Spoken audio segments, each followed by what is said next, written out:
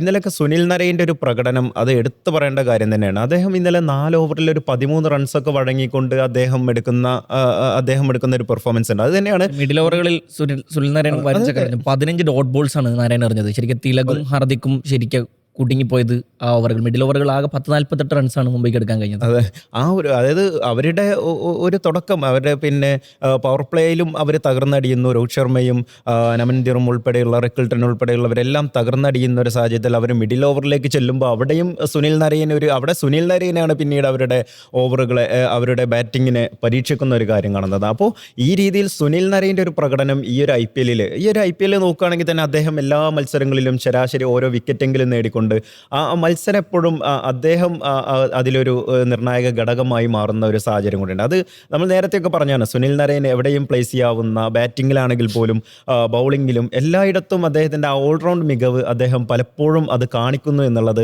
ഒരു പ്രധാനപ്പെട്ട ഘടകം. അത് കൊൽക്കത്ത ഈ ഒരു രീതിയിലേക്ക് മുന്നേറുമ്പോൾ അതിലൊരു പ്രധാനപ്പെട്ട ഘടകം സുനിൽ നരേൻ ആകുന്നു എന്നുള്ളതും, സുനിൽ നരേൻ്റെ ഒരു ഇന്നിങ്സ് മികവ് അത് അവരെ പ്ലേ ഓഫിലേക്ക് നയിക്കുന്നു എന്നുള്ളതും അദ്ദേഹത്തിൻ്റെ ഒരു എടുത്തു പറയേണ്ട സവിശേഷതയാണ്. ഇപ്പോൾ കഴിഞ്ഞ ദിവസം വിരാട് കോഹ്ലി ഒരു RCBയുടെ സ്പോർട്സ് ഉച്ചകോടിയുടെ ഒരു ഭാഗമായിട്ട് അദ്ദേഹം സംസാരിക്കുന്നുണ്ട്. അദ്ദേഹത്തോട് ചോദിക്കുന്നുണ്ട്, ഏറ്റവും അപകടകാരികളായ, അതായത് നിങ്ങൾക്ക് നേരിടാൻ ഏറ്റവും ബുദ്ധിമുട്ടേറിയ ബൗളർമാർ ആരൊക്കെയാണെന്ന് ചോദിക്കുമ്പോൾ അതിൽ 2020 അദ്ദേഹം പറയുന്ന താരം എന്ന് പറയുന്നത് സുനിൽ നരേൻ്റെ പേരാണ്. അദ്ദേഹത്തെ 4 തവണ എങ്ങാണ്ട് പുറത്താക്കുന്ന ഒരു താരമാണ് സുനിൽ നരേൻ.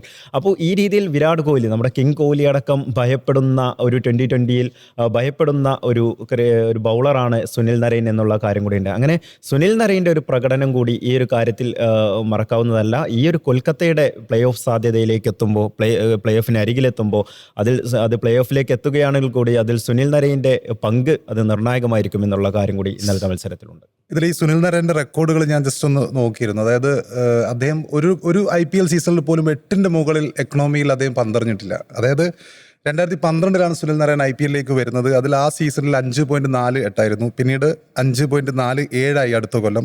2014 6.36 അങ്ങനെ വന്ന് 2020 മാത്രമാണ് അദ്ദേഹത്തിൻ്റെ എക്കണോമി 7.95 വന്നിരിക്കുന്നത്. അപ്പോൾ എല്ലാ സീസണിലും ഇത്രയും കൺസിസ്റ്റൻ്റ് ആയിട്ട് പിന്നെ പന്തെറിയുന്ന സുനിൽ നരേൻ ശരിക്കും IPLിലെ ഗോട്ട് എന്ന വിശേഷണത്തിന് തീർച്ചയായിട്ടും അർഹനാണ്.